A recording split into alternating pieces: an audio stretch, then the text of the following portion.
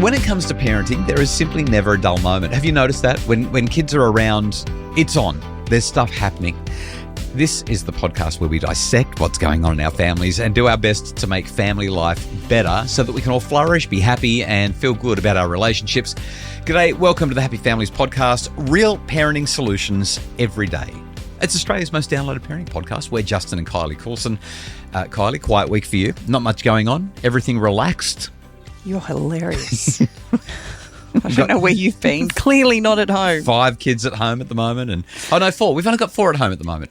So much quieter when there's only 4 instead of so much quieter. 5 or 6. Kicking off today, this is our I'll Do Better Tomorrow episode. If you're new to the pod, every Friday we reflect on the week that was, look at what went well or what didn't so that we can be better parents. And I want to share this from one of our employees.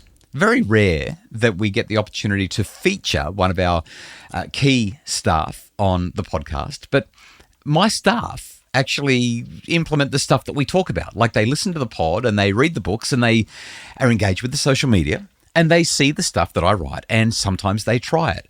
And this is what Mim told me when she tried to implement some things that we talked about on a recent podcast. Hi Justin and Kylie, it's Mim here. Back in January, I listened to your Doctor's Desk episode on sleep and heard you mention that sleeping in can create a jet lag effect, while waking up at the same time every day can set the tone for the entire day. Intrigued, I decided to give it a shot. A little backstory. There are 3 things you should know about me. Firstly, I am not a mover. I don't like walking, exercising, or doing anything that requires unnecessary movement. I'd much rather curl up with a book for hours on end. If you ever see me running, trust me, you should run too because there are probably zombies behind me. Number 2. Mornings in our house are pure chaos. I go to bed exhausted and wake up feeling like I've been hit by a bus. Sluggish, grumpy, distracted. I struggle just to wake myself up, let alone wrangle my kids. With ADHD, school mornings often feel overwhelming, especially with one child who sometimes refuses to go to school, hello high emotions, and another who takes an hour just to put on her socks. The school bus stops right outside our house, and while we hear the other kids ready and waiting 10 minutes early, I'm still frantically searching for missing shoes, lunchboxes, hats and bus passes, right up until the moment the bus pulls in. Half the time, at least one kid doesn't even make it out the door in time. Number 3. I haven't set an alarm in 18 years. Since my eldest was born, sleepless nights with babies, sick kids and sheer exhaustion have made even the idea of waking up early seem absurd. I've always thought I needed more sleep, not less. However, game changer. About 3 months ago, after listening to the episode on sleep, I took the plunge. When my husband got up at 6 a.m. for work, I got up too, laced up my joggers and took our dog for a quick walk just as the sun was rising. Then I had a full hour to myself, quiet, peaceful, uninterrupted. I ate breakfast. I read a book. And because I took my ADHD meds earlier than usual, they had time to kick in before the morning rush. By the time the kids woke up, I was already alert, calm, fed and focused. Instead of meeting their morning grumpiness with my own, I felt patient, collected and ready to handle whatever chaos came my way. Plus, since the puppy had already been walked, she wasn't bouncing off the walls, making mornings smoother for everyone. And here's the crazy part. I have been jumping out of bed at 6 a.m. every day since, including weekends, without even needing an alarm, even in pouring rain. Our mornings are still noisy and the kids are still disorganised, but I'm different. I'm calm, I'm present, I'm no longer stressed. And the best part? Despite technically getting less sleep, I feel more energised and productive than ever. I love this for Mim, and I've lived this personal experience so many times where I felt like I just have not got enough time in my day. And when I gift myself that quiet time in the morning, it makes all the difference to how I show up to the kids. I love the way you structured that. Love the way you said that, when I gift myself. It doesn't feel like a gift when the alarm goes off. But not when you're starting a new routine like that.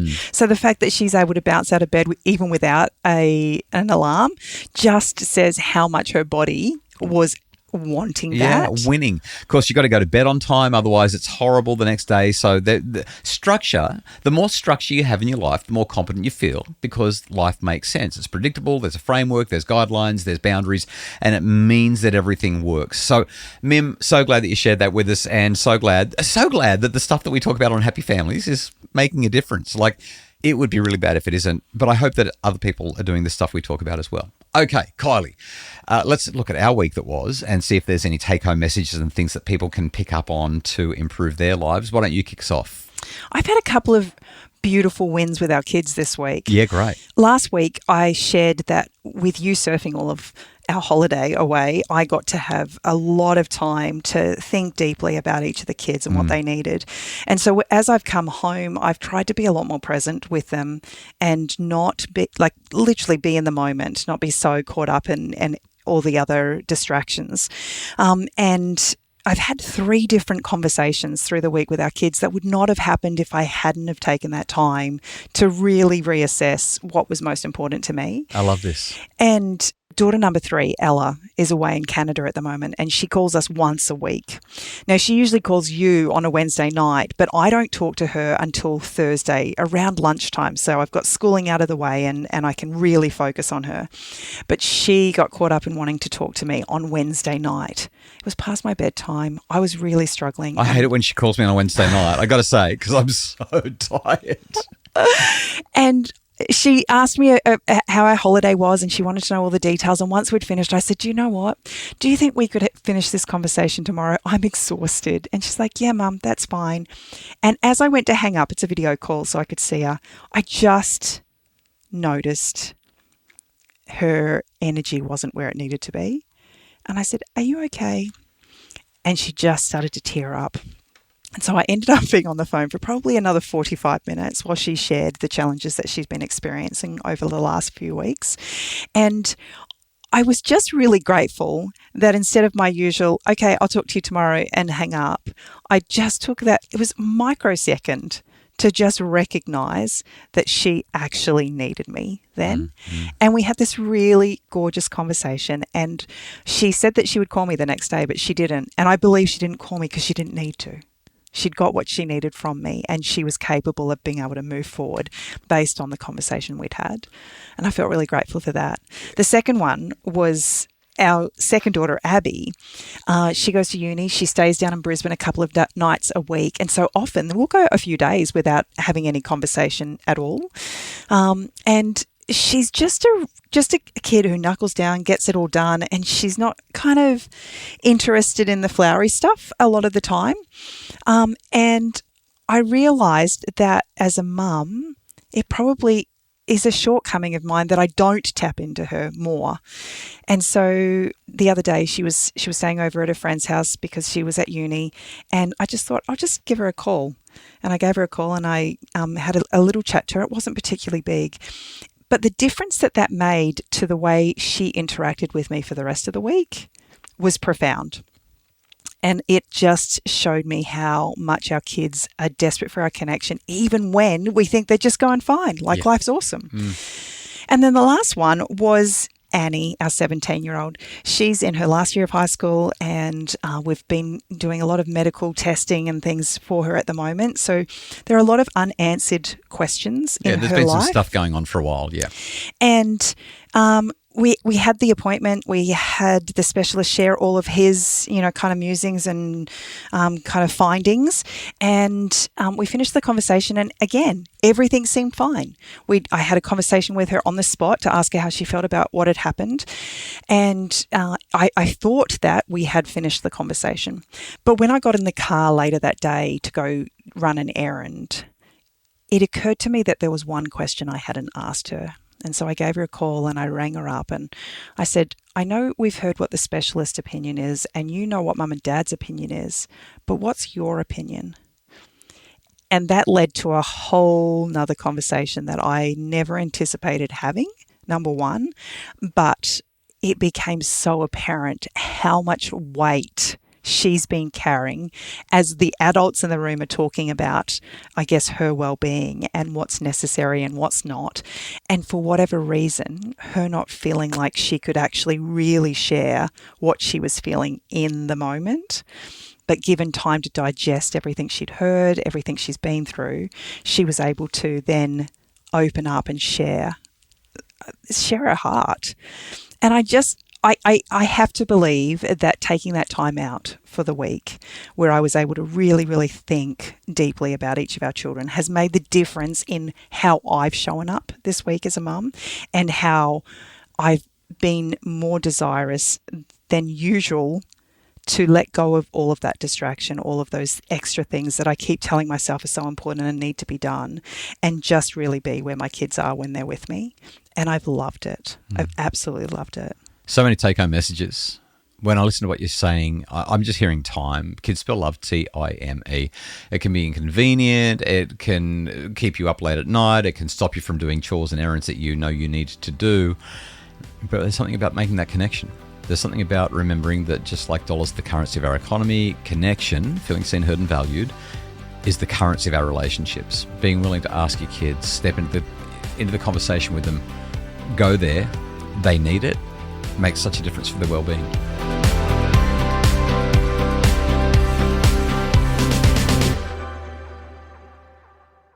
Okay, my I'll Do Better Tomorrow is a really, really simple one, as a matter of fact. Last Saturday, I gave a talk at the Novotel on the Sunshine Coast. It was a big conference for Queensland fostering kinship carers, 500 people in the room, and ambassadors and government ministers and all that kind of thing. Several of them said that they were quite pleased to not have to go and do all the polling stuff on election day because they got to sit in a conference and listen to me talk instead of being out there eating sausages and lamingtons. I don't know if they were being polite or if they really meant it, but anyway, it was just wonderful to be with a room of people who care so much about kids that they're not just looking after their own biological children, but they're sacrificing their time, their effort to help other people's children to navigate what can sometimes be a really hard and even a traumatic life. But my favourite part of the day, as much as I loved giving that talk, was being able to drive 15 minutes home, which felt really good because normally I'm on aeroplanes and that kind of thing. And I walked into the kitchen. You were in the kitchen with one of the kids. You'd been out and done the shopping. You'd been to the farmer's market that morning just to try something different. And you'd bought all the fresh fruit and veggies. And I've come into the kitchen and you're there. You're chatting with our daughter. Then I'm there and all the fruit and veggies, bit by bit, getting put away. We're cleaning up the kitchen. We've got some music on and we're just enjoying. And then one of our other kids came in and it felt like, I mean, I don't know if we've ever had a Saturday like it. If we have, it's been a long time, where we were all hanging out in the kitchen, doing a couple of basics that need to be done, but really just enjoying one another's company and feeling relaxed. And I just thought, this is how it's supposed to be, right? Like this is how family life is supposed to be, where we're not pushed from pillar to post. We're not trying to be efficient and effective at all times, but rather we're just being in the moment, doing basic, simple things. Kylie, it just felt good. A number of years ago, I brought this beautiful home decor piece, and it was literally a hand-painted wooden sign that said the gathering place. And as the morning unfolded, what occurred to me was that when we create the right environment, our children actually flock to us like bees to honey. Like it was just when we've got time and we're not hurried and we're not rushed, watching each of the kids just kind of meander into our space and start conversations that were just casual and there was no weight to any of it, but they just wanted to be there and they didn't want to go. And it was beautiful. It was absolutely beautiful. Yeah, I mean, it made my weekend. I don't know what else to say other than to say that it was perfect. It's what a happy family is supposed to be, right? Everyone hanging out in the kitchen and enjoying one another's company, bit of music in the background, good healthy food on the table. It just felt so good. How good did that basil smell? Oh, I just love the whole lot. Anyway, there are take-home messages, and fundamentally it all comes back to one thing. Kids spell love T-I-M-E. Kids spell love T-I-M-E. And the more we can slow it down, the more that we can breathe and just have the space to be together, the happier our families feel. Slow it down. When you think about how we opened this and shared Mim's experience, Yeah. this is just a beautiful reality that the more time we can give ourselves to be the people we want to be, the happier our families are. Absolutely love it. We really hope that this gives you some inspo for the weekend. Hopefully you can, I don't know, go to the farmer's market tomorrow morning and shop and fill your fridge with green, healthy, abundant, life-giving food. And food is medicine. Food is medicine. And spend time with the kids. Slow it down for the weekend. Have a wonderful weekend. And thank you so much for choosing to spend your time with us. We're so grateful that you do. The Happy Families podcast is produced by Justin Rulon from Bridge Media. If you'd like more info and more resources that will make your family happier, you'll find them at happyfamilies.com.au.